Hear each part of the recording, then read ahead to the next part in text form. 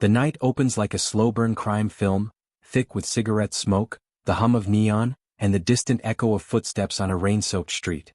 But this is not a fictional world. This is New York City in an era when money flowed in shadows and power operated behind doors that the average citizen never even noticed existed. In this darkness, one name would rewrite the rules of the underworld and turn a chaotic criminal landscape into a structured, profitable machine: Charles "Lucky" Luciano. He wasn't just another mobster chasing power. He was the architect of an economic revolution, one built on vice, silence, and strategic brilliance. To understand the weight of his influence, you must picture America at a time when the line between corruption and survival blurred. Immigrant neighborhoods were packed with hungry families, desperate hustlers, and men who believed their destiny waited not in law-abiding jobs but in the unforgiving streets. Crime wasn't just a choice, it was often the only currency people had. Yet even in this bleak environment there was no order, no system, no vision. Gangs fought for scraps, leaders rose and fell in blood, and fortunes disappeared as quickly as they appeared. It was a jungle of unstable alliances and unpredictable violence. Into this fractured world stepped a young Sicilian with dark eyes, sharp instincts, and a mind that studied not just how to make money, but how to control the very flow of money itself. From the start he understood something that others did not. Crime could be organized, could be rational, it could be scaled. The underworld didn't need more brute force, it needed management, structure, and an economy of its own. What Luciano built was far more than a criminal empire. It was an entire financial ecosystem hidden beneath the American dream.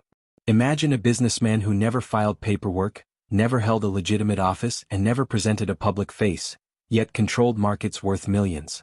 The men who worked for him were not simply gangsters.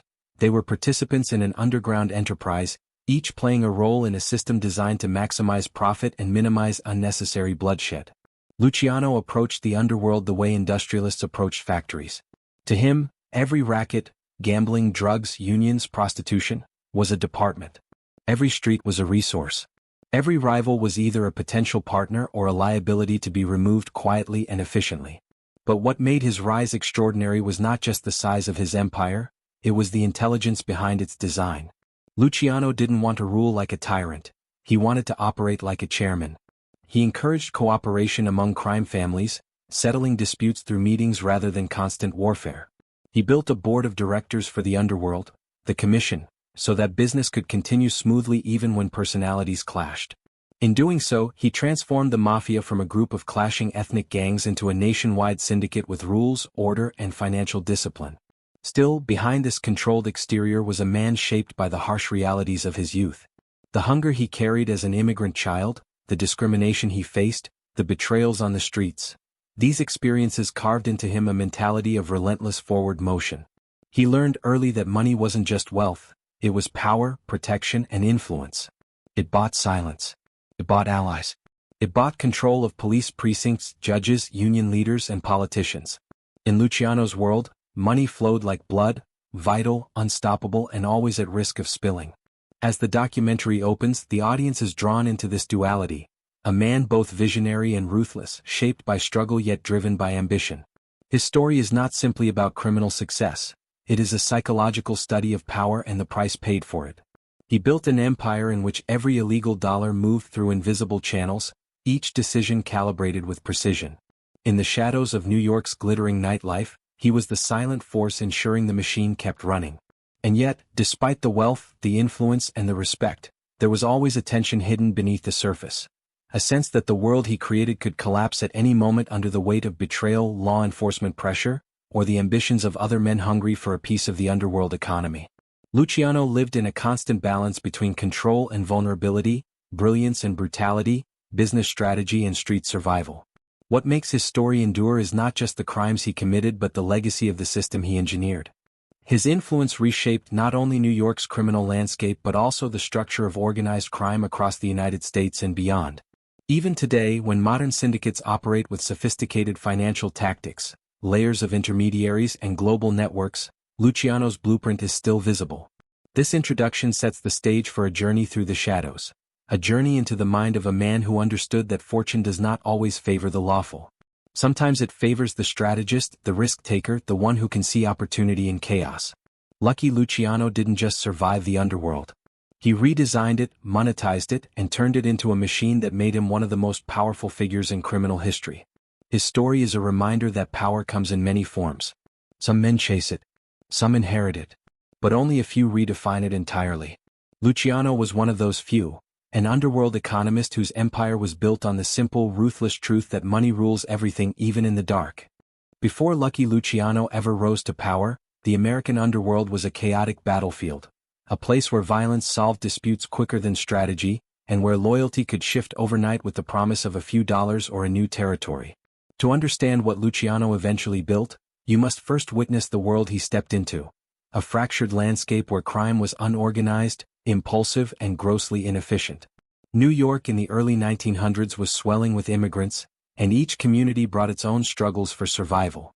The poorest neighborhoods were breeding grounds for gangs that formed not out of ambition, but out of desperation. Young boys who arrived in America with dreams of prosperity quickly found themselves swept into street crews that fought for scraps, because scraps were all they had. These early gangs were nothing like the sleek, structured mafia syndicate Luciano would one day engineer. Instead, they were rough clusters of street soldiers, Irish, Jewish, Italian, Polish, each ethnicity clinging to its own corner of the city. Turf wars erupted constantly, often over something as small as a bar, a gambling den, or even a single block where extortion money could be squeezed. The violence was unpredictable and wasteful, and because there was no clear hierarchy or system, most of these criminals died young or ended up in prison without ever establishing real power. It was a world where blood spilled easily but money flowed poorly. The Italian underworld, which would later become Luciano's domain, was especially divided. Old world beliefs were carried over from Sicily, strict codes of honor, feuds born generations earlier, and rivalries that made cooperation nearly impossible. The mafia factions in New York were not united. Instead, they mirrored the small Sicilian villages they came from, each with their own bosses, rules, and grudges. These groups didn't trust each other, and they certainly didn't share profits. Economic potential was wasted because men spent more time protecting their pride than expanding their operations. At the same time, the American cities were undergoing rapid growth. Industrialization was reshaping the workforce. Millions flocked to factories, ports, and construction sites, places where corruption thrived because laborers needed protection, unions needed influence, and businessmen needed muscle. But even with these opportunities for profit, the criminal world didn't know how to capitalize efficiently. Protection rackets were sloppy and often turned violent. Gambling operations were scattered and disorganized. There was no central leadership to coordinate activities, avoid conflicts, or stabilize income streams. Money was constantly being lost to internal disputes, police crackdowns, and power struggles. One of the clearest illustrations of this dysfunction was the gang era that dominated New York before Prohibition. Figures like Monk Eastman, Paul Kelly, and the 5 Points Gang represented the raw, unrefined version of organized crime. Men with charisma and brute force, but little long-term vision. They could control a neighborhood, maybe even several blocks, but their empires were fragile. If their leaders were arrested or killed, the gang often fell apart. They relied on muscle, not management. The arrival of Prohibition in 1920 poured gasoline on an already burning landscape. Suddenly, alcohol became illegal, and with illegality came enormous profit potential. But instead of creating unity, it magnified the chaos. Bootleggers fought gun battles in the streets. Smugglers betrayed business partners for larger shares. Entire neighborhoods became war zones over control of speakeasies and distribution routes. The money was there, unlike anything the underworld had seen before, but criminals lacked the economic infrastructure to manage it properly. Millions were left on the table because gangs were too busy killing each other to build sustainable operations. Law enforcement, although increasingly involved, wasn't sophisticated enough to dismantle these loose networks. Corruption was rampant. Politicians, police captains, and local judges regularly took bribes to turn a blind eye. But even corruption couldn't compensate for the underworld's disorganization. Without a proper hierarchy or strategic planning, most criminal groups remained short-lived, reactive, and confined to small territories. Into this environment emerged a generation of young immigrants, boys who saw the violence around them not as inevitable, but as an opportunity to rise. Among them was Charles Luciano, who watched the city with a colder, more analytical eye than most. He saw the waste, the inefficiency, and the stupidity of constant turf wars. He recognized that when gangs fought, everyone lost money. He understood that crime needed structure, cooperation, and a business-like approach if it was ever going to grow beyond scattered pockets of violence. America before Lucky Luciano was a place where crime thrived in volume but lacked vision. There was power but it was unstable. There was money but it slipped through bloody hands. There were leaders but few capable of thinking beyond the next deal or the next enemy. It was an underworld built on emotion, pride, jealousy, revenge, rather than strategy. In this chaotic ecosystem, the stage was perfectly set for someone with intelligence, discipline and ambition to step forward and transform everything. The world Luciano walked into was broken, inefficient and desperate for structure. And in that disorder he saw his future. He saw a kingdom waiting for a ruler who didn't just understand violence, but understood the value of organization. The underworld didn't know it yet, but it was about to meet the man who would turn chaos into a corporation, and crime into an economy. He was born Salvatore Lucania in 1897, in the rugged Sicilian village of Lercara, a place carved by hardship, where survival depended on grit, instinct and the ability to read danger before it arrived. Poverty was not just an economic condition there, it was a way of life that shaped every thought and every dream. When his family boarded a ship for America, they weren't seeking luxury, they were chasing the slim chance of something better. But the promise of the new world quickly dissolved the moment they stepped into the immigrant tenements of New York City's Lower East Side. The streets were crowded, dirty, violent and unforgiving. Life did not welcome the Lucania family with opportunity. Instead, it forced young Salvatore into battles he never asked for but soon learned to dominate. Growing up in the Lower East Side meant learning English fast, not from teachers but from street fights, threats and hustlers who mocked any kid with an accent. Salvatore quickly realized that to survive he needed more than language, he needed presence. He needed courage. He needed the ability to intimidate or negotiate depending on the moment. He watched older boys run extortion rackets on vendors, cheat in card games, and protect their blocks with fists and broken bottles. At first he was just another skinny immigrant kid in patched clothes. But his eyes were sharper than most. He observed everything, the way money moved, the way fear worked, the way respect was earned. It didn't take long for him to shed the vulnerability of childhood. He changed his name to Charles Luciano, not just to blend in but to reinvent himself. It was an early sign of his understanding that names carry power, and in America the right name could open doors, or at least prevent them from slamming in your face. Luciano started with small hustles, running errands for neighborhood gamblers, delivering drugs for local pushers and collecting petty debts. His job was a lesson. Each street corner became a classroom. Each encounter with violence taught him how to avoid unnecessary confrontation and how to provoke it when it was useful. He had a natural talent that set him apart from other kids. He understood people. He could look at a man and sense fear, ambition, dishonesty, or loyalty. This ability made him valuable to older criminals, who began using him not just as muscle but as a messenger, a strategist, someone who could evaluate risks. And it was during these years that he began to see the small but critical cracks in the criminal world. Cracks caused by egos, emotions and outdated traditions. Even before he had real power, he understood that the underworld was inefficient, and inefficiency meant lost money.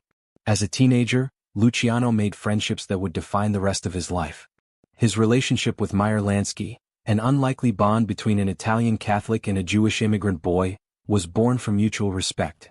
Luciano admired Lansky's calm intelligence, while Lansky admired Luciano's fearlessness and charisma. They were opposites who completed each other, and even in their youth they shared a vision.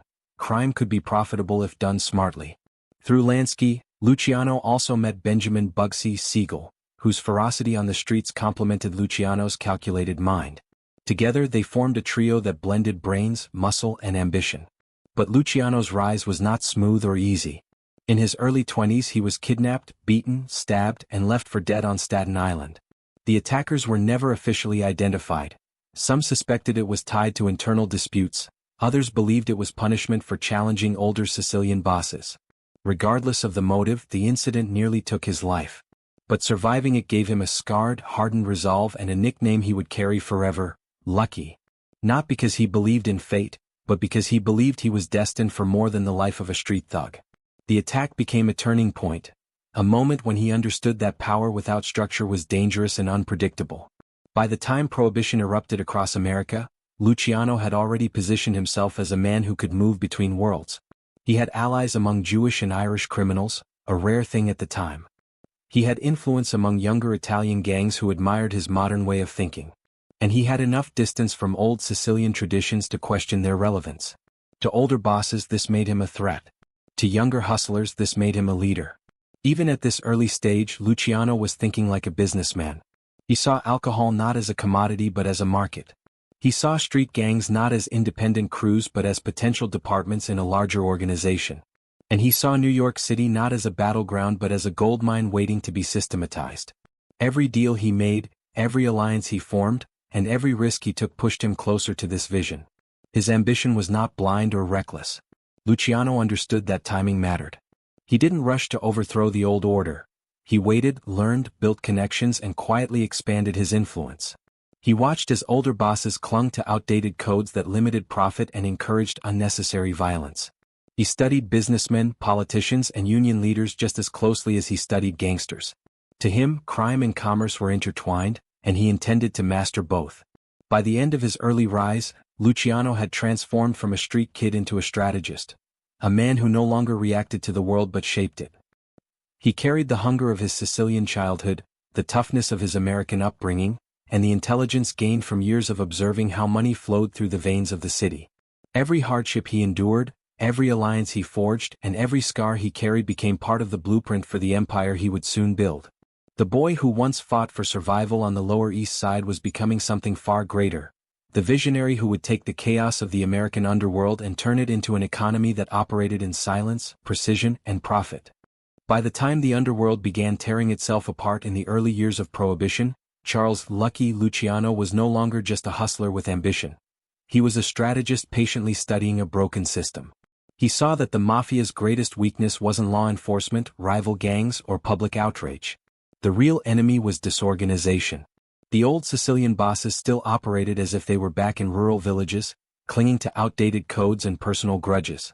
They resisted change, avoided partnerships outside their ethnicity, and cared more about pride than profit. To Luciano, this wasn't honor, it was stupidity. And he intended to replace it with something far more powerful, a criminal empire built on structure, cooperation, and business logic. But before he could build this empire, he needed two things: power and allies.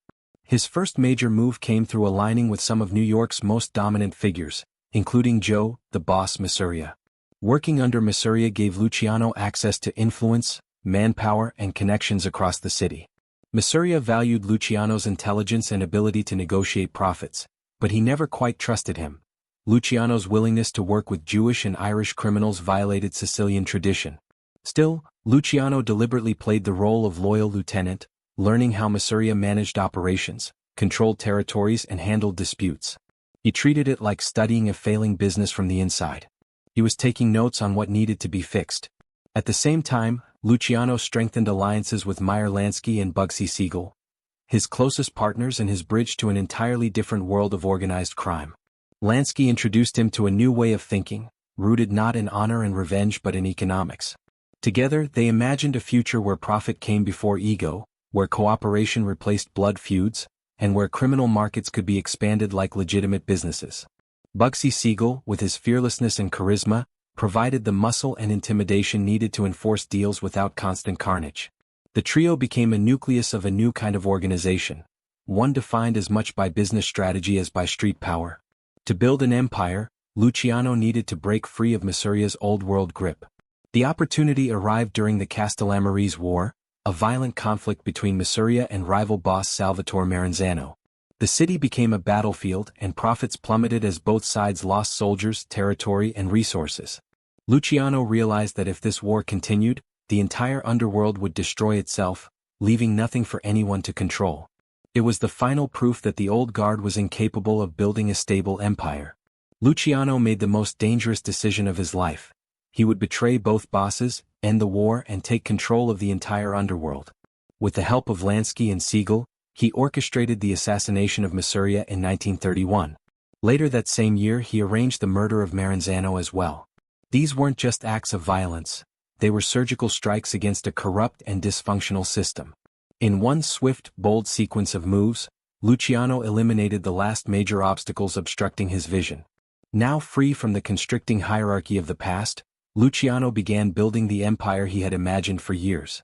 His first masterstroke was the creation of the Commission, a governing body made up of leaders from different crime families across the United States. Instead of one man ruling all, the Commission operated like a corporate board of directors.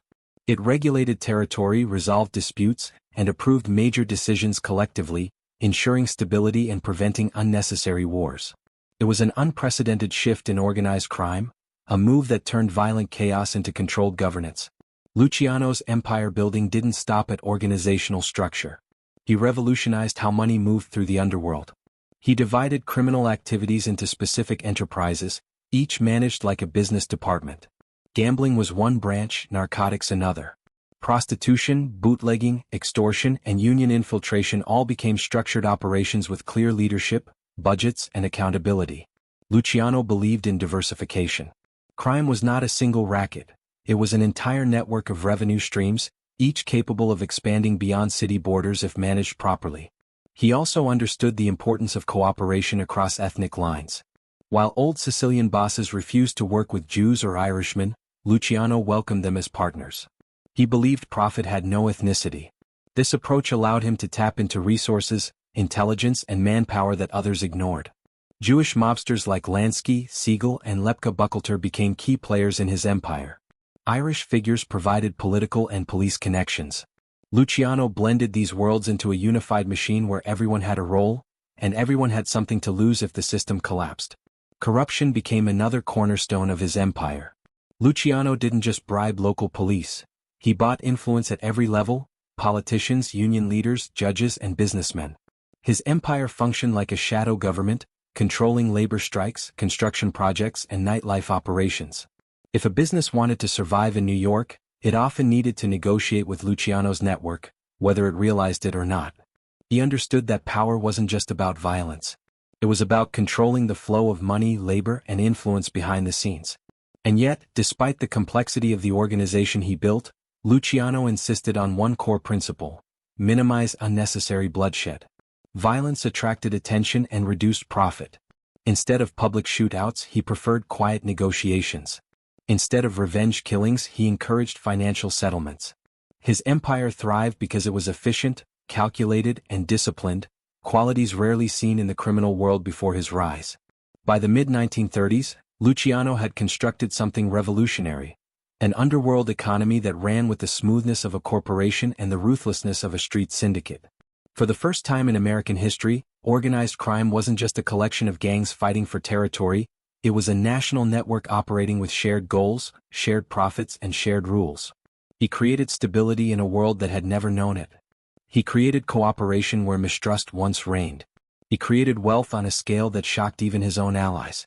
The empire he built was more than power; it was a system, was a machine. And at the center of it stood a man who had climbed from the immigrant tenements of New York to become the architect of the most sophisticated criminal network the country had ever seen. Luciano had not just won control of the underworld. He had redefined what control meant. The atmosphere in the city shifted as the consequences of recent decisions began to unfold, and the people who once moved with confidence now walked with an uneasy awareness.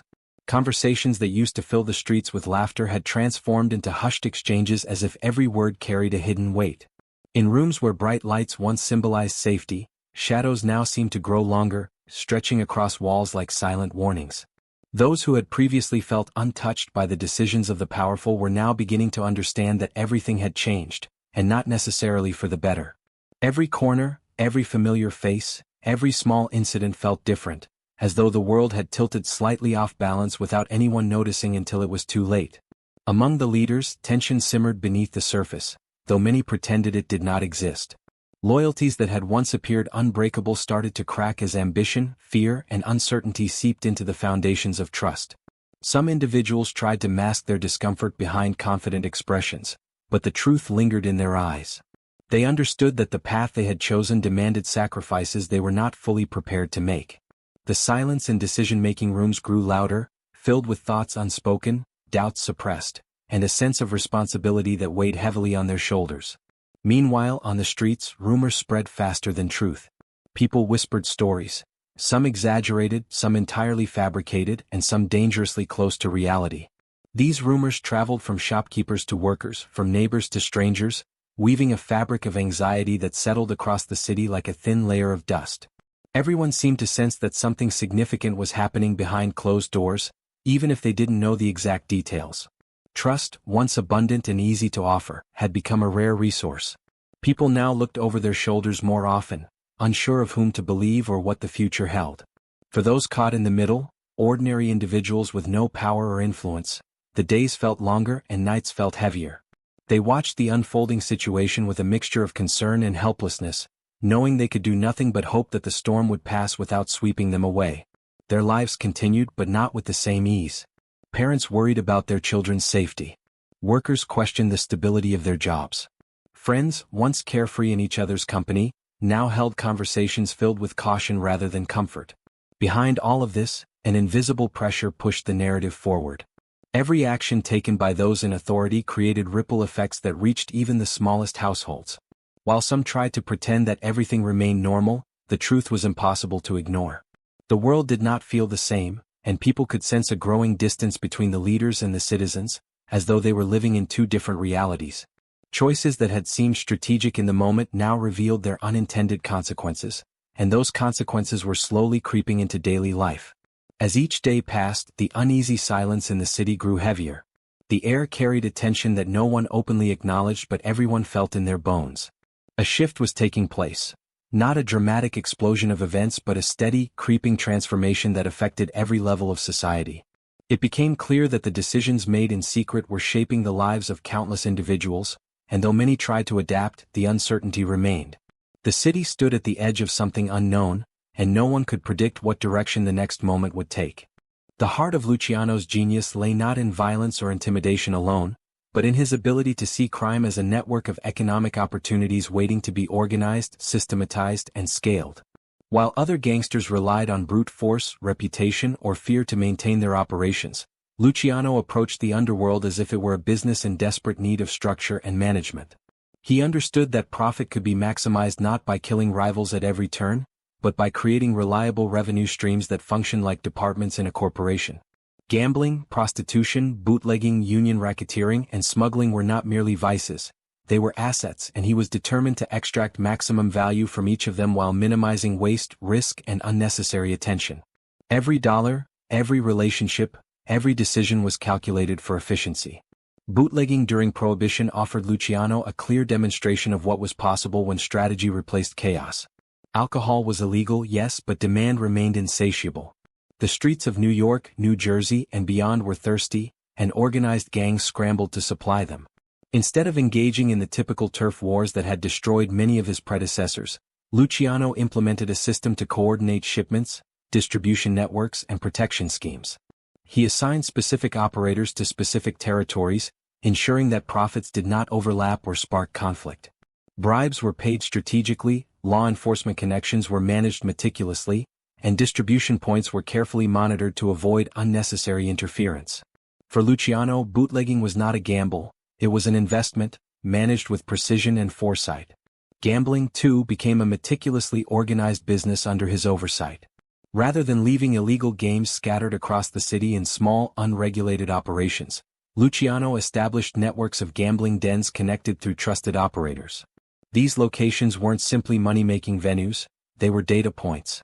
Luciano monitored which games yielded the highest returns, tracked clientele patterns, and even coordinated with local authorities to avoid raids. Each gambling hall functioned as a branch of the larger criminal enterprise, contributing to a growing, predictable revenue stream. By systematizing gambling, he transformed what had been a chaotic assortment of card games and dice hustles into a sustainable, highly profitable sector of his criminal economy. Union racketeering represented another masterstroke of criminal entrepreneurship. While most gangsters overlooked the power inherent in labor organizations, Luciano understood that unions were leverage and leverage could be monetized. By infiltrating unions, he could extract kickbacks, influence contracts, and control entire industries without firing a single shot. Construction projects, shipping lines, and entertainment venues became avenues for financial gain, all while maintaining a veneer of legality through manipulated union agreements and coerced compliance. This approach demonstrated not only financial ingenuity but also psychological insight. He realized that people often yielded more under the subtle pressure of influence than under the blunt force of fear.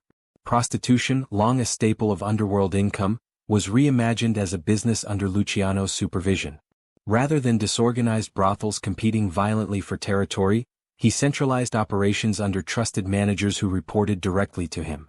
Each establishment generated predictable revenue, risks were mitigated through careful oversight, and protection schemes ensured that police interference was minimal. Even illicit services were treated as assets to be optimized rather than chaotic revenue streams to be plundered. Luciano's approach reflected a unique combination of ruthlessness and pragmatism. Morality was irrelevant, but efficiency, order, and profitability were paramount. Drug trafficking, though riskier in the early years, also fell under his economic vision. While many mobsters either ignored narcotics or handled them impulsively, Luciano recognized both the immense profits and the operational challenges they presented. He employed trusted intermediaries, established discrete import routes, and coordinated distribution to avoid both detection and competition. Even when the stakes were high, Luciano's methodology mirrored legitimate business planning. Careful logistics, resource allocation, and risk management formed the foundation of a system designed to endure. What distinguished Luciano from every other gangster of his era was the notion that crime could be quantified, structured, and expanded indefinitely. Violence became a tool, not the primary business model. Disputes were negotiated through influence and strategy rather than spontaneous bloodshed. He implemented a hierarchy of accountability, where every operator had responsibilities, every territory had defined limits, and every major decision passed through a chain of oversight. In doing so, he transformed chaotic street-level activities into an organized, interconnected ecosystem, one that could scale across city boundaries and even state lines. Luciano's philosophy extended beyond immediate profit to the concept of long-term sustainability. He understood that the underworld could collapse if left unmanaged, rivalries could escalate into wars, law enforcement could dismantle uncoordinated operations, and internal betrayal could drain resources. By professionalizing every criminal enterprise, he minimized these risks while maximizing returns. Money flowed not haphazardly through violent skirmishes, but strategically through an organized, carefully monitored system. Each operation fed into the larger machinery, providing capital, intelligence, and leverage that sustained the entire network. By the mid-1930s, the results were undeniable. Luciano had created a crime empire that functioned like a business conglomerate. Each racket contributed predictable revenue, each operator had a role, and each move was calculated to ensure maximum efficiency. Violence became selective, strategic, and purposeful rather than chaotic.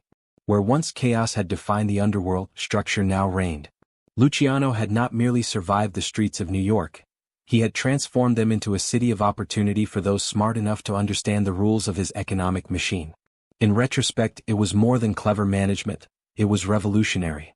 Luciano had introduced concepts of corporate governance, departmentalization, resource allocation, and risk management to a world previously dominated by brute force. He was a businessman, a strategist, and a visionary in a realm that had never seen such sophistication. What others considered chaos, he turned into an engine of profit. What others treated as temporary gains, he transformed into lasting wealth. The underworld had become an economy, and Lucky Luciano was its undisputed architect, quietly orchestrating the flow of money, power, and influence with a precision that few even realized existed. Luciano understood that no empire, criminal or otherwise, could function in isolation. Power was never absolute, and wealth could evaporate without the right alliances. From the earliest days of his rise, he cultivated relationships with figures outside his immediate circle. Men whose skills, resources, and influence complemented his own vision. Among the most significant of these partnerships was his alliance with Meyer Lansky, whose calculating mind and financial expertise provided a strategic edge that Luciano lacked. Lansky could navigate the hidden channels of money and politics, seeing opportunities where others saw chaos. Together, they envisioned a network of cooperation, rather than the perpetual conflict that had defined the underworld for generations. With Lansky's intellect and Luciano's charisma and decisiveness, they formed the foundation of a new kind of criminal enterprise, one built on strategic partnerships, trust, and shared ambition. Bugsy Siegel was another essential piece of this puzzle. Fierce, fearless, and utterly unafraid of confrontation, Siegel provided the muscle and intimidation that balanced Luciano's calculated approach. While Luciano analyzed the long-term economic potential of every venture, Siegel ensured that competitors and rivals understood that crossing them came at a cost. But even Siegel, for all his volatility, understood Luciano's vision. Their relationship demonstrated an important principle that would define Luciano's empire. Loyalty and competence were rewarded, recklessness and disloyalty were punished, and every member had a role that reinforced the overall structure. Luciano's genius lay in seeing each individual not merely as a subordinate or a threat, but as a potential asset to be maximized within the framework of his criminal economy. These alliances extended beyond individuals to entire ethnic and criminal networks. In a city historically divided by race, religion, and immigrant identity, Luciano broke with tradition by forming partnerships across these artificial boundaries. Jewish mobsters, often isolated in their own communities, became trusted allies. Irish gangs, traditionally at odds with Italian factions, were incorporated as collaborators where it suited mutual interests. By bridging these divides, Luciano created a more resilient and diversified operation. Revenue, influence, and intelligence no longer remained confined within narrow circles. They flowed across a wider, more connected network. This was unprecedented. In the violent and competitive world of organized crime, he had engineered cooperation where others had only seen rivalry. But alliances were never simple or permanent. Power struggles, competing ambitions, and the ever-present threat of betrayal constantly tested these relationships. Luciano's skill was not in eliminating these tensions. He knew conflict was inevitable, but in managing them so they did not destabilize the empire. He understood that a well-timed negotiation, a discreet payoff, or a demonstration of strength could maintain loyalty and ensure that each partner's interests remained aligned with the broader vision. Every alliance was dynamic, monitored, and adjusted as needed. Trust was earned, respect was maintained, and fear was deployed judiciously to guarantee compliance without unnecessary destruction. Luciano also recognized the importance of international connections. While most of his peers remained focused on local operations, he saw opportunity in broader horizons. Partnerships with suppliers, smuggling networks, and foreign intermediaries expanded his reach beyond New York. This foresight allowed him to scale operations in ways that rival bosses could not imagine. It was not merely a question of territory, it was a question of influence, capital, and logistical advantage. Luciano's network became a living organism, constantly evolving as new opportunities and threats emerged. Alliances were the arteries through which resources, information, and power flowed, keeping the entire system alive and efficient. The human dimension of these alliances was just as important as the financial or operational one. Luciano had an acute understanding of psychology. He knew that men would act in their own self-interest, and he structured relationships to ensure that acting in his interest coincided with acting in theirs. Promotions, profits, and privileges were not arbitrary, they were incentives carefully calibrated to reinforce loyalty. Meanwhile, punishment for betrayal was swift and visible enough to deter others, yet applied in a manner that avoided unnecessary attention. The balance of fear and reward became a cornerstone of his strategic management philosophy, applied across every partnership he formed. Conflict within these alliances was inevitable. Some allies underestimated Luciano, some challenged his authority, and some plotted behind his back. But by creating a system of accountability, mediation, and strategic enforcement, he could contain disputes before they escalated. The commission, which he later formalized, emerged as a tool to stabilize these partnerships on a larger scale, but even before its official establishment, Luciano was managing multiple networks with remarkable skill. Each alliance was a node in a complex web, reinforcing the flow of resources and maintaining the integrity of the broader organization. He understood that the value of an empire lay not in the strength of a single leader, but in the resilience of interconnected relationships that could survive shocks, betrayal, or external threats. Luciano's approach to allies and enemies alike reflected a sophisticated understanding of both economics and human nature. Rivals were not always to be destroyed, they could be negotiated with, absorbed into the network, or used strategically to advance his interests. Similarly, alliances were not permanent. They were tools carefully maintained to maximize advantage and minimize risk. By blending loyalty, strategic manipulation, and clear incentives, Luciano transformed relationships into economic assets, ensuring that every connection served a purpose and contributed to the long-term stability of his empire. By the end of this period, Luciano had built more than just an empire. He had engineered a network that resembled a corporation in its complexity, but one powered by both loyalty and fear. Allies were not mere associates. They were co-investors in a system that promised wealth, influence, and survival. Enemies, meanwhile, were evaluated continuously, neutralized, or converted into opportunities. His understanding of human behavior, combined with his strategic foresight, allowed him to expand influence while maintaining control, turning what was once a chaotic, fractured underworld into a coherent, functioning economy where every partnership and rivalry was a calculated element of a larger design. In essence, Luciano's alliances and strategic management of enemies became the lifeblood of his empire. Through cooperation, calculated risk, and a constant evaluation of human motivation, he created a system that allowed the criminal economy to function on an unprecedented scale. His network of allies and enemies was not just a social map, it was the infrastructure of a powerful, enduring, and highly profitable underworld economy that would shape organized crime for decades to come. The underworld of New York, as Luciano had meticulously organized it, was not immune to conflict. While his empire operated with efficiency, structure, and calculated partnerships, the city itself remained a volatile arena, where rivalries and economic pressures created invisible wars that rarely made the headlines. These conflicts were subtle but deadly, played out not always with gunfire, but through intimidation, negotiation, strategic manipulation, and carefully orchestrated acts of violence. Unlike the open turf wars of the past, these hidden wars were economic in nature.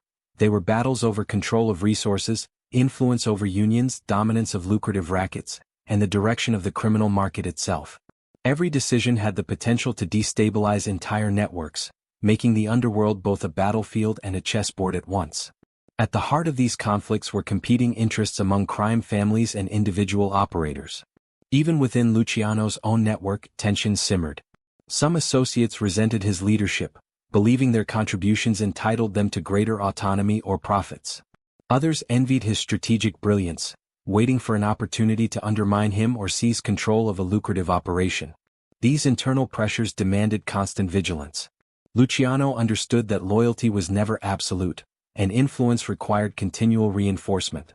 Subtle gestures, financial incentives, and carefully timed threats became tools to maintain cohesion. One misstep could spark rebellion or invite rivals to exploit weaknesses, and in a world where alliances were fragile, the consequences of failure were immediate and often fatal. External pressures compounded the tension. The federal government, increasingly concerned with organized crime, began intensifying surveillance, raids, and prosecutions. Figures like Thomas Dewey, the young and ambitious prosecutor, sought to dismantle the empire that Luciano was quietly constructing. Law enforcement operations were not only a threat to profits but also a source of anxiety among associates. The invisible war thus had multiple fronts: managing internal rivalries, maintaining operational efficiency, and navigating an expanding network of legal and political obstacles. Each front required strategy, foresight, and precision. Luciano had to anticipate movements, predict betrayals, and remain one step ahead in an environment where a single miscalculation could unravel years of meticulous planning. Territorial disputes further fueled conflict. While the commission had begun to stabilize relationships among families, it did not eliminate ambition or resentment. Control over profitable territories, gambling dens, or unionized industries remained contentious. Rival bosses and ambitious lieutenants constantly tested the limits of their agreements, probing for weaknesses. Luciano's approach was both proactive and reactive. He negotiated settlements when possible, eliminated threats when necessary, and used economic leverage to coerce compliance without overt violence whenever feasible. This balance allowed him to preserve the integrity of his operations while neutralizing potential disruptions before they escalated into full-scale war. The human element also played a significant role in these hidden conflicts. Men in the underworld were motivated by greed, ego, fear, and survival instincts. Emotional impulses could easily disrupt rational planning, and personal vendettas often masqueraded as business decisions. Luciano's genius was his ability to anticipate these human variables and channel them toward the broader goals of the organization. He rewarded loyalty, punished betrayal, and manipulated relationships with psychological insight that often proved more effective than brute force. In doing so, he converted potential chaos into controlled outcomes, maintaining the delicate balance required for his empire to function. Even the seemingly small operations were subject to invisible battles. Competition over gambling profits, control of speakeasies, or access to smuggling routes required constant negotiation and strategic oversight. Informants, bribed officials, and rival networks all contributed to a web of potential disruption.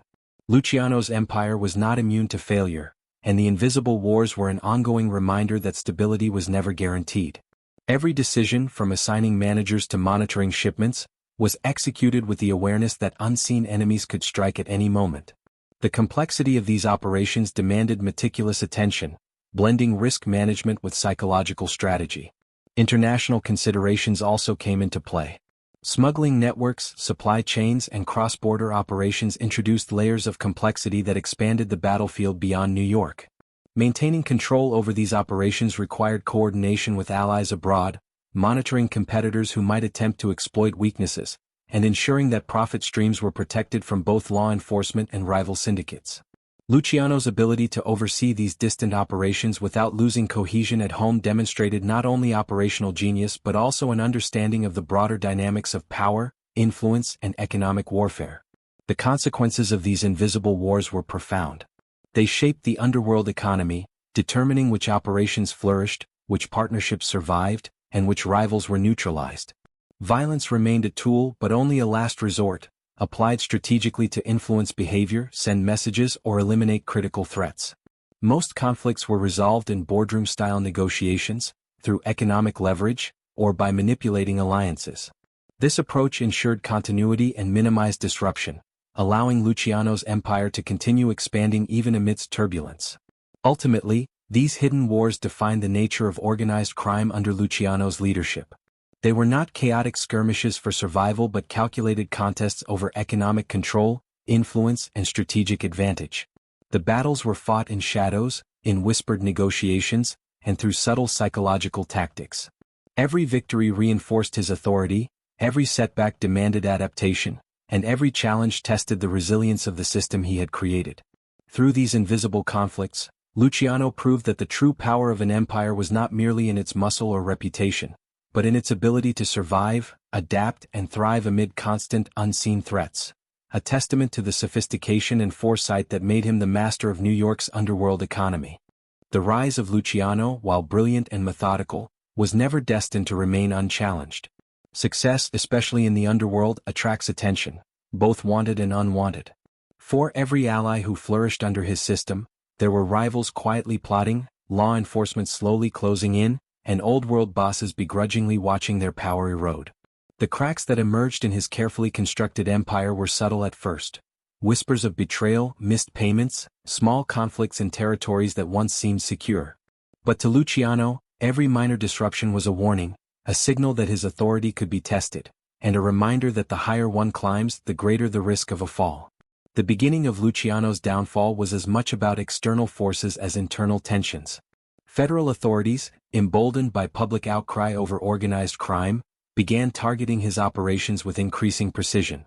The figurehead of this movement was Thomas Dewey, a prosecutor whose ambition and intelligence rivaled Luciano's own. Dewey saw in Luciano not just a criminal, but a symbol of the corruption, greed, and lawlessness infiltrating America's cities.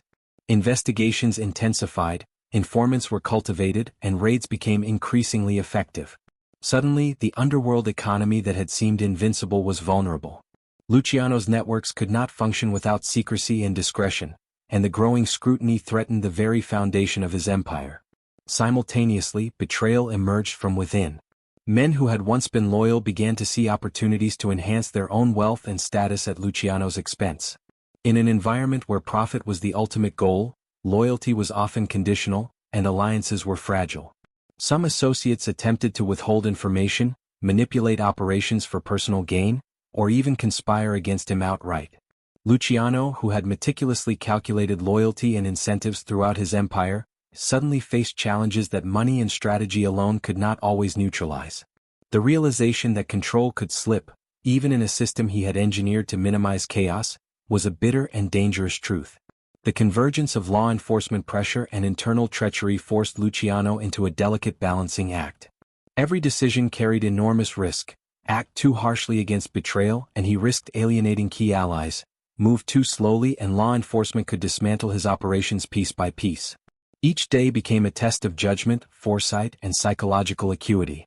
Luciano had survived countless threats before: street battles, rival assassinations, and the unpredictable violence of the Lower East Side, but the combination of government scrutiny and internal unrest was unprecedented.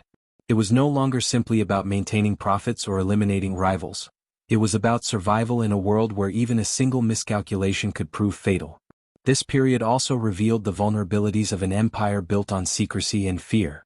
While Luciano had designed systems for accountability, communication, and control, the sheer scale of his operations made him dependent on intermediaries and lieutenants. Each layer in the hierarchy represented both strength and potential weakness. Informants could infiltrate, messages could be intercepted, and key players could defect. The complexity that had once been the source of his power now became a liability. In an instant, decisions that had seemed secure were exposed to risks that no plan could fully mitigate. Luciano's personal life, too, became entangled with the pressures of his empire's vulnerability.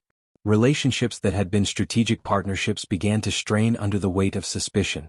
Friends and associates once trusted implicitly were now scrutinized for signs of betrayal. Even routine meetings became exercises in caution, with each conversation, glance, or tone analyzed for hidden intent. The psychological toll was immense.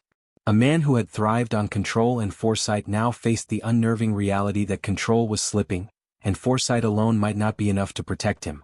The underworld itself began to sense the shift. Competitors, observing the mounting pressures on Luciano, saw openings to encroach on territory, siphon profits, or weaken alliances. The very networks he had spent years stabilizing now required constant reinforcement. Negotiations, threats, and strategic displays of power became daily necessities, consuming the energy of a leader who was accustomed to orchestrating rather than reacting. The hidden battles of the empire, previously managed with efficiency, were now spilling into more visible, dangerous conflicts. Violence became unavoidable in certain sectors, a reminder that even the most disciplined system was fragile under mounting pressure. The culmination of these pressures signaled the beginning of the end of Luciano's unchecked dominance. Arrests, trials, and legal maneuvers loomed on the horizon, amplified by the betrayal of former associates and informants who had chosen self-preservation over loyalty. Every step forward now carried the weight of potential exposure, legal jeopardy, and operational collapse. The empire that had seemed impervious was suddenly vulnerable not just to bullets or rival ambition, but to the long arm of the law, a force that could not be negotiated with, bribed, or coerced in the same way street rivals could be. This moment marked a turning point. The rise of Luciano had been defined by intelligence, strategy, and calculated ambition.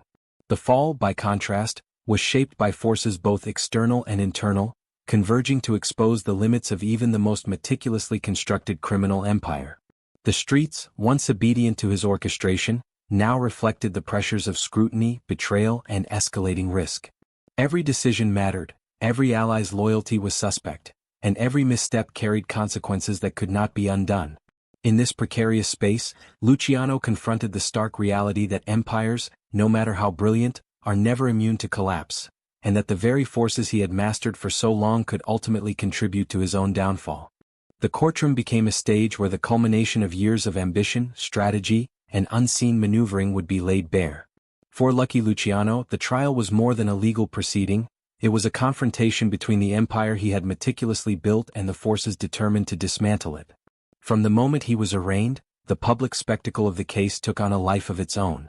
Newspapers splashed his name across front pages, headlines sensationalizing his rise, his influence, and the hidden underworld that seemed to extend its fingers into every corner of New York City.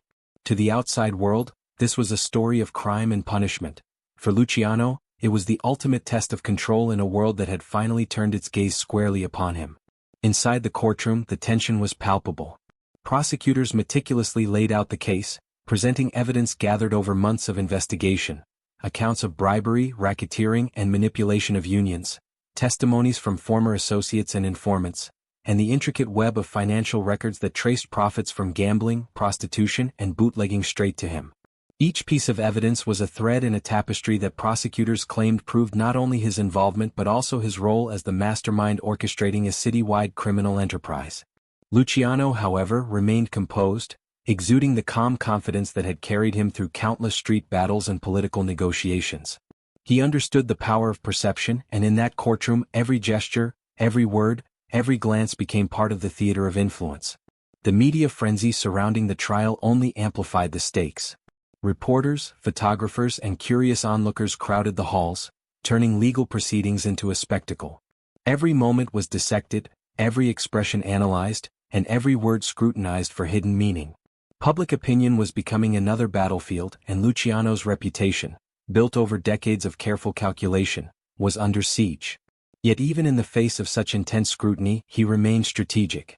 Allies and intermediaries were working behind the scenes, managing leaks, influencing witnesses, and attempting to shape narratives. The courtroom became not just a place of judgment, but a theater in which power, influence, and perception were weaponized as deftly as any physical attack. As the trial unfolded, the psychological pressure on Luciano intensified. The weight of accumulated betrayals, the relentless scrutiny of law enforcement, and the visible hostility of the judiciary created an environment that would have broken many men. Yet he approached each day with a combination of calculation and charisma, employing a mastery of negotiation, charm, and subtle intimidation. Witnesses were measured, statements were carefully analyzed, and opportunities were seized to influence proceedings indirectly. Every interaction, no matter how minor, carried potential ramifications for the outcome, and Luciano treated them with precision. His ability to maintain composure under such circumstances reflected not only personal fortitude but also a profound understanding of human behavior, an understanding that had allowed him to manipulate and dominate the underworld for years. The legal strategies deployed on both sides were intense and intricate. Prosecutors aimed to dismantle his empire through the courts, using every statute and precedent available to paint a picture of an untouchable criminal network. They presented an image of a man who had systematized crime with corporate efficiency, turning illicit activities into a sophisticated, city-spanning economy. Defense attorneys, meanwhile, sought to undermine the credibility of witnesses, highlight procedural errors, and cast doubt on the narrative of centralized control. They argued that Luciano was but one player among many, a participant rather than a mastermind. The courtroom became a battleground of competing narratives, each side attempting to assert dominance not through violence but through intellect, rhetoric, and strategic presentation of facts. Yet beyond the legal maneuvers, the trial illuminated the broader moral questions surrounding organized crime and societal complicity. Jurors, spectators, and even ordinary citizens were forced to confront uncomfortable realities: how deeply corruption had penetrated labor unions, law enforcement, and politics, how the demand for illicit goods had sustained criminal enterprises, and how figures like Luciano could emerge as powerful architects of systems that were both profitable and destructive. The courtroom was not merely a site of adjudication. It became a mirror reflecting the social, economic, and psychological forces that allowed organized crime to flourish in the first place. In this sense, the trial transcended Luciano himself, becoming a national reflection on power, greed, and morality. As testimony accumulated, a portrait of Luciano emerged that was impossible to ignore. He was brilliant, strategic, and unflinching, a man who had built an empire that extended into every corner of city life. At the same time, he was human, subject to fear, vulnerability, and the consequences of a system in which trust was always conditional. Witnesses spoke of his decisiveness, his ruthlessness, and his ability to anticipate the actions of rivals and authorities alike. Each account reinforced the duality of his persona, a man of vision who simultaneously inspired loyalty and engendered fear. This duality fascinated jurors, reporters, and the public alike, creating a tension between admiration and condemnation that would follow his name for decades. Ultimately, the trial became a turning point not only for Luciano personally but also for the underworld he had shaped. The court's scrutiny exposed vulnerabilities, tested alliances, and demonstrated the limits of influence against the law. It revealed that even the most meticulously organized empire could be threatened by factors beyond one's control: betrayal, legal pressure, and public opinion. For Luciano, the courtroom was both a crucible and a theater, a place where intellect, strategy, and psychological acumen were deployed as instruments of survival. Every decision, from cross-examination to subtle gestures, became part of a complex calculus in which reputation, power, and future prospects were continually weighed and defended. In the end, the trial was a microcosm of Luciano's life, a confrontation between order and chaos, intelligence and brute force, ambition and consequence. It was a battle that extended beyond the legal arguments, encompassing the social dynamics of the city, the moral scrutiny of the public, and the intricate interplay of loyalty and betrayal among associates. While the courtroom ultimately rendered judgment, the narrative constructed there would resonate far beyond the gavel. It would influence public perception, dictate the strategies of rivals, and underscore a fundamental truth: no empire, no matter how brilliantly organized, is impervious to the combined forces of law, human ambition, and the inexorable consequences of one's own actions. Even behind the cold, iron bars of a prison cell, Luciano's empire did not falter. The very notion of power, as he had long understood, was not tied to physical presence but to influence, perception, and control. From his cell, he continued to orchestrate operations with the same meticulous care he had exercised on the streets of New York. Letters were dispatched, intermediaries were mobilized, and trusted lieutenants acted as extensions of his will, ensuring that the machinery of the underworld continued to hum with near-perfect efficiency. The walls around him could not contain the reach of his network. They were merely obstacles to be circumvented through strategy, cunning, and the loyal execution of plans by those who still revered him. Luciano's ability to maintain power from prison relied on a combination of fear, loyalty, and careful management of information. He understood that human behavior could be guided as effectively from a distance as in person, provided the incentives were aligned correctly. Rewards for compliance were substantial, but so were consequences for betrayal. Intermediaries knew that their position, wealth, and sometimes even their lives depended on carrying out his instructions with precision. The psychology of authority that Luciano had honed in the streets proved just as effective in a confined space. Respect mixed with fear produced obedience, and loyalty was reinforced through tangible benefits as well as the implicit understanding that deviation could be deadly. Communication became the lifeline of his continued influence. Every letter, every coded message, and every intermediary meeting was meticulously crafted to convey intent, assert authority, and manage operations without exposing vulnerabilities. The art of subtlety became paramount. A misplaced word or a poorly executed instruction could destabilize an entire branch of his network. Luciano treated this as a form of intellectual warfare, employing strategy, persuasion, and occasionally intimidation to ensure that his empire functioned seamlessly despite his physical absence. The distance between him and his empire became not a weakness, but a demonstration of the sophistication of the organizational system he had built. Even as the federal authorities celebrated their victory in incarcerating him, Luciano quietly leveraged the power dynamics of prison to his advantage. He formed alliances with influential figures inside the system, cultivated relationships with guards and administrators, and identified points of leverage that could be used to negotiate better conditions or exert influence outside the prison walls. This dual approach, maintaining control of his external empire while navigating the internal politics of incarceration, demonstrated an almost unparalleled mastery of human behavior. He recognized that every environment, no matter how restrictive, contained levers of power waiting to be manipulated. From within his cell, Luciano also continued to manage the distribution of resources across his empire. Money, favors, and influence flowed according to systems he had already put in place, ensuring that operations like gambling, union manipulation, and prostitution continued to generate revenue without major disruption. He monitored the loyalty of key lieutenants, assessed risks, and adjusted strategies as necessary. The efficiency and resilience of his organization became a testament not only to his leadership but to the durability of the systems he had designed. Physical confinement could not restrain the logic, planning, and foresight that had built the underworld economy.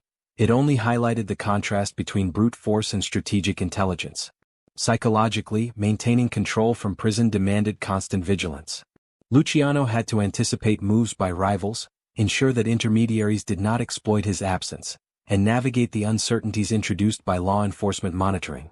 Each decision carried amplified consequences. A single miscalculation could trigger instability in operations or embolden adversaries. Yet Luciano thrived under this pressure, applying the same calm calculation that had defined his rise. His ability to remain composed, strategic, and perceptive, even when physically powerless, reinforced the loyalty of those around him and preserved the stability of his empire. At the same time, his continued influence reshaped the perception of leadership in organized crime. Whereas most mob bosses lost power upon incarceration, Luciano's ability to direct operations from prison redefined the parameters of authority. It became clear that power did not require physical presence. It required control over information, relationships, and decision-making processes. His lieutenants operated as extensions of his will, carrying out tasks that reinforced both the profitability and the structure of the empire. In essence, Luciano had transformed his imprisonment into a demonstration of the durability and sophistication of the system he had created. The empire itself, under Luciano's distant guidance, grew more disciplined and resilient. Violence was minimized, disputes were negotiated strategically, and profits continued to flow despite the looming presence of the law. His control over unions, gambling dens, and other operations remained formidable, a clear signal to rivals that incarceration was no longer a symbol of weakness but a new arena in which Luciano could assert influence. Through careful management, he maintained both operational stability and psychological dominance, ensuring that the underworld continued to function under his indirect command. Ultimately, Luciano's tenure behind bars illustrated a central truth of his criminal philosophy. Power was as much about intelligence, perception, and strategic foresight as it was about muscle or presence. The prison, far from being a limitation, became a stage upon which he demonstrated the sophistication, resilience, and adaptability of the empire he had built. Every decision, every message, and every maneuver reinforced his authority, proving that even in physical confinement he remained a central figure in the criminal world, a leader whose reach extended far beyond the walls that attempted to contain him. In this period, Luciano's genius was undeniable. He had not only survived imprisonment but had transformed it into an instrument of continued influence, shaping the underworld economy from a distance with the same precision, cunning, and vision that had defined his rise. Luciano's eventual deportation marked the closing of one chapter and the uncertain beginning of another. Having served his sentence and endured the constraints of prison life, he was thrust into a world that, while familiar in some ways, presented entirely new challenges. The streets of New York, which had once been both his proving ground and his empire, were no longer within reach. Allies, rivals, and intermediaries continued to operate, but his physical absence meant that influence had to be exercised indirectly and with even greater precision.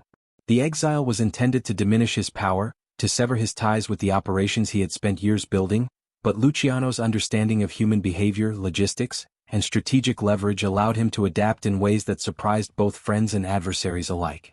Italy became the stage for this new act in Luciano's life. The country, recovering from political upheaval and social tension, was both a retreat and a testing ground. Unlike New York, where decades of careful cultivation had ensured control, Italy required him to rebuild networks, establish new alliances, and navigate unfamiliar social and political landscapes. The exile was not merely geographic, it was a psychological challenge. Luciano had always thrived on influence, calculation, and the tangible demonstration of power. Here, removed from his empire's heartbeat, he was forced to rely more heavily on strategy, diplomacy, and the subtle art of persuasion. Every connection, every communication, and every relationship had to be considered for both immediate utility and long-term potential. Despite the isolation, Luciano did not remain passive. He understood that an empire of influence could be maintained through careful delegation, persistent communication, and the cultivation of trusted intermediaries. Even from Italy, he remained involved in decisions affecting operations back in the United States. Correspondence, emissaries, and covert instructions ensured that profits continued to flow, disputes were managed, and alliances remained intact. His reach, while physically constrained, was extended through loyalty and the internalized understanding of his organizational logic. Associates knew that decisions aligned with his directives carried legitimacy and that deviation could carry consequences, even across international borders. Luciano's exile also provided space for reflection. Removed from the immediate pressures of street life and law enforcement, he had the opportunity to consider the trajectory of his life and the empire he had built. The weight of power, the inevitability of betrayal, and the fragile nature of loyalty became more apparent in these quieter moments. He began to grasp the philosophical dimensions of control and consequence, recognizing that influence was as much a moral and psychological construct as it was an operational one. The exile forced him to confront the limits of ambition and the cost of dominance, insights that would inform his actions in both personal and criminal spheres. This period also highlighted the global dimension of organized crime. Luciano's exile made clear that the operations he had orchestrated were not confined to a single city or country. They were part of a broader network of economic and political opportunity.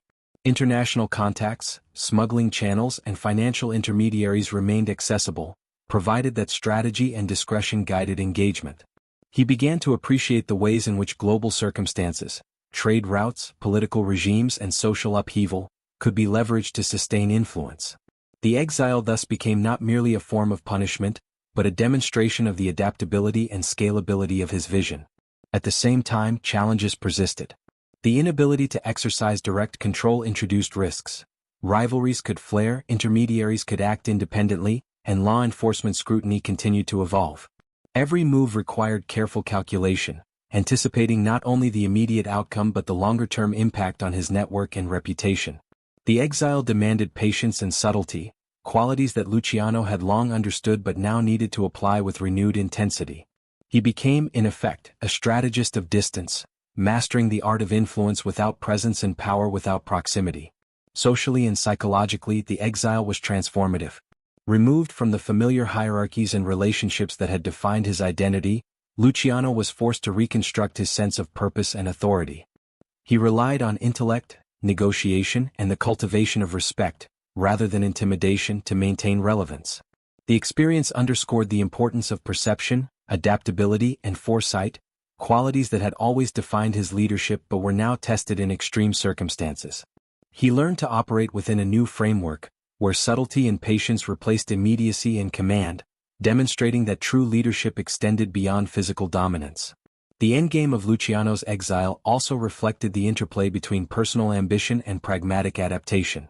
While he could no longer dominate the streets of New York in the same manner, he continued to shape events indirectly, leveraging relationships and networks that had been carefully cultivated over decades. His influence persisted through intermediaries, alliances, and financial channels, ensuring that the structures he had built continued to function.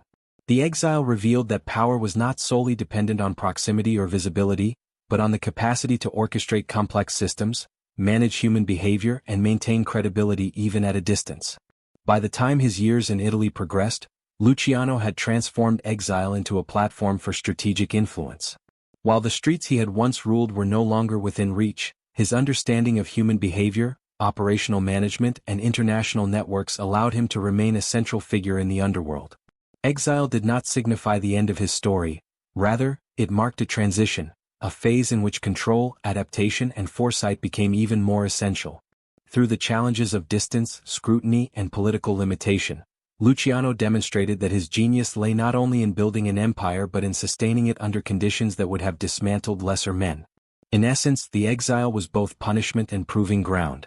It tested the resilience of his empire, the loyalty of his associates, and his own capacity for adaptation.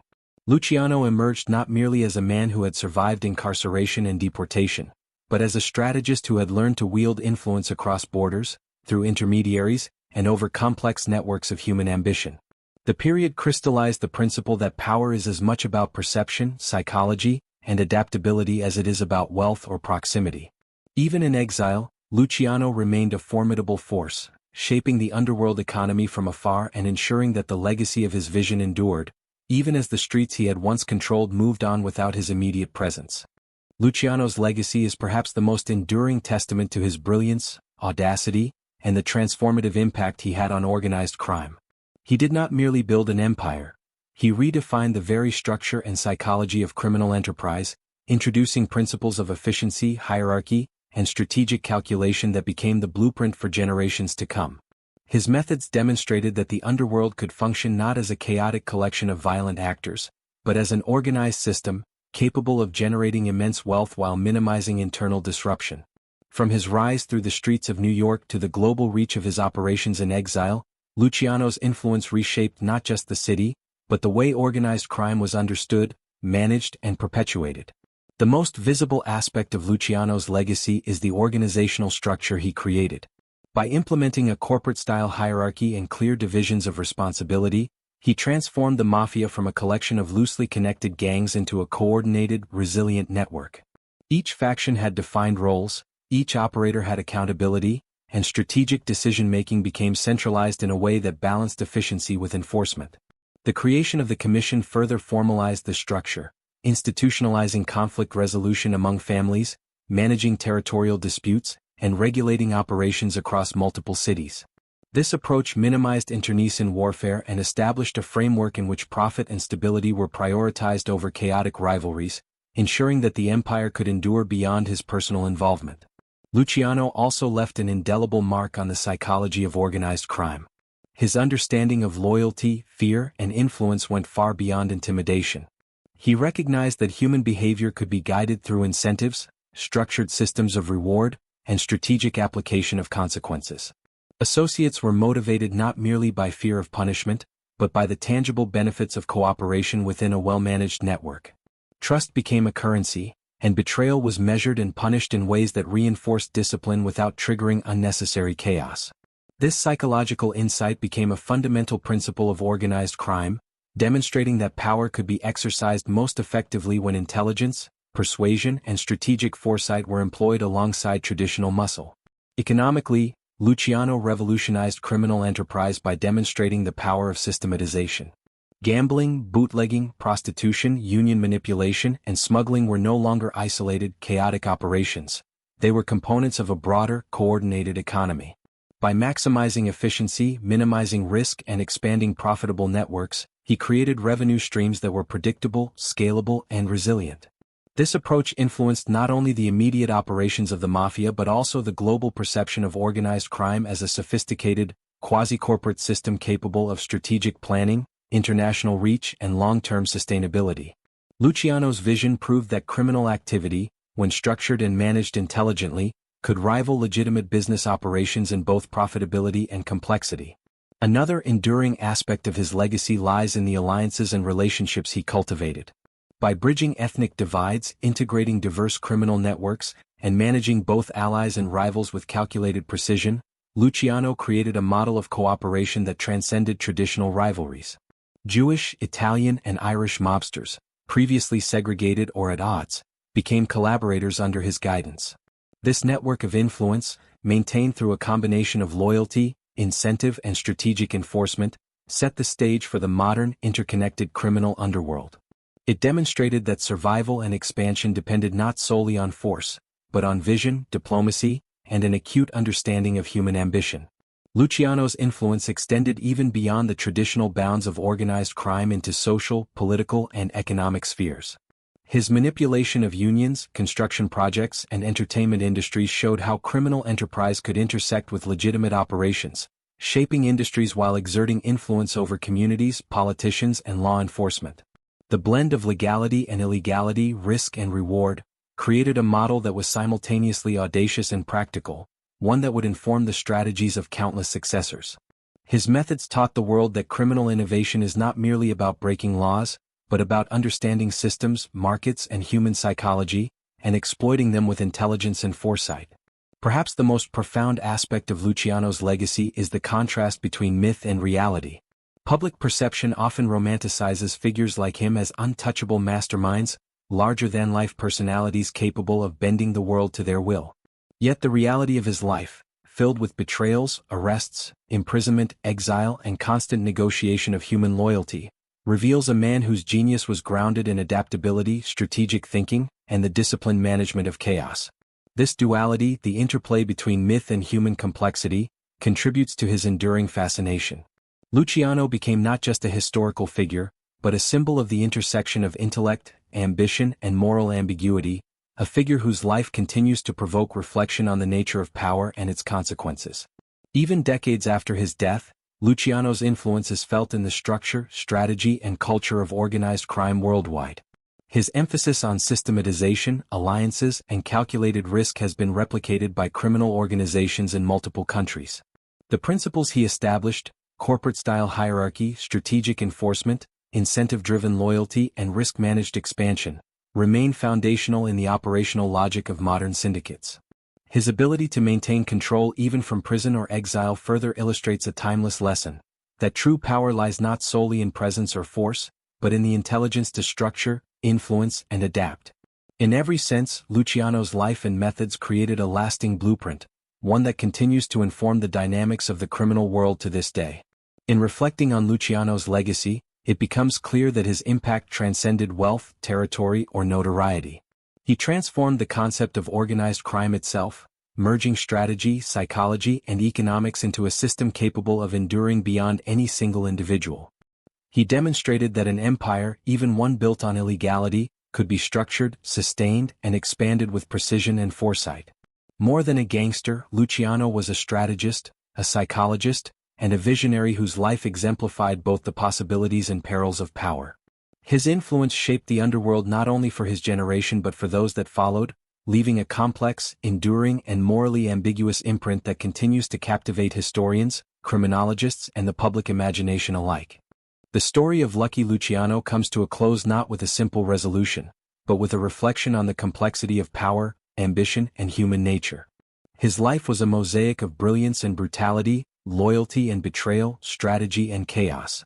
From the streets of New York to the confines of prison, and finally into exile in Italy, Luciano navigated a world in which every decision carried profound consequences, every alliance could shift, and every empire, no matter how carefully constructed, remained vulnerable to forces beyond any single individual's control. The end of his active dominance did not erase the structures he had created.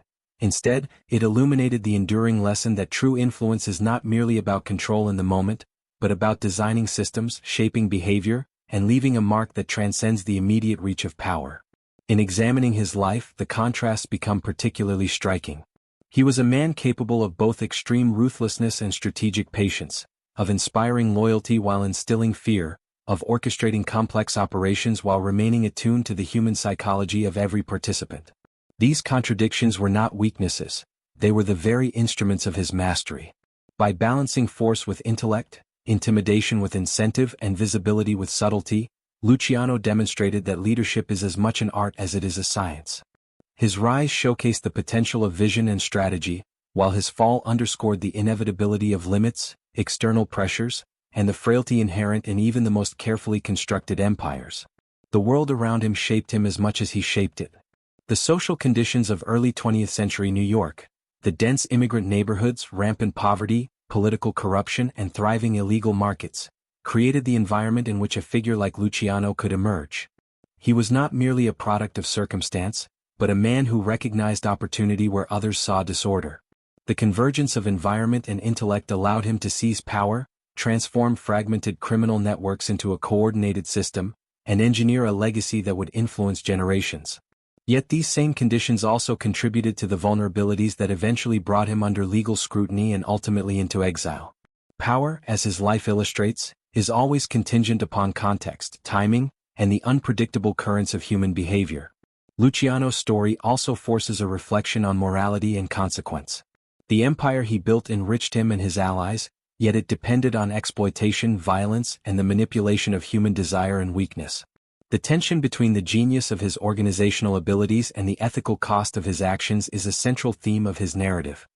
He was admired and feared in equal measure, a figure whose brilliance could not be disentangled from the moral ambiguity that defined his methods. This duality ensures that his story remains compelling, not simply as a historical account, but as a study in the complexities of human ambition, strategy, and the boundaries of ethical conduct.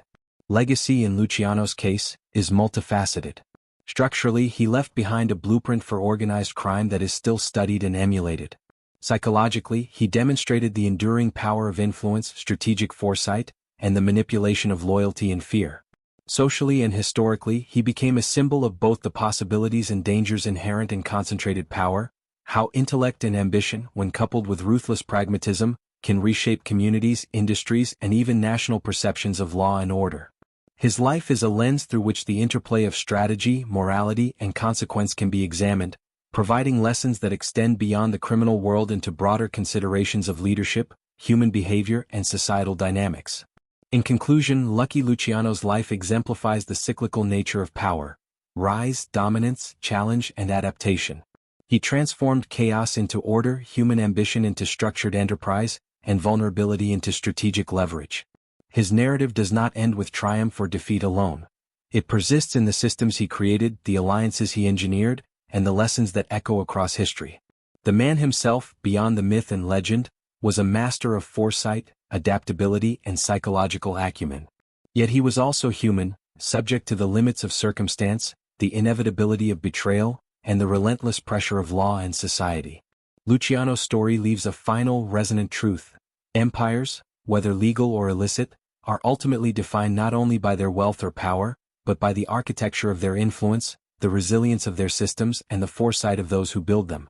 In the case of Lucky Luciano, we witness a figure who, through intellect, strategy, and audacity, constructed an underworld economy that would outlast his immediate presence, influencing generations of organized crime and shaping our understanding of power itself. His myth will endure, but the man, with all his contradictions, brilliance, and flaws, offers a deeply human study of ambition, control, and the costs of creating a world in which power is both a tool and a test.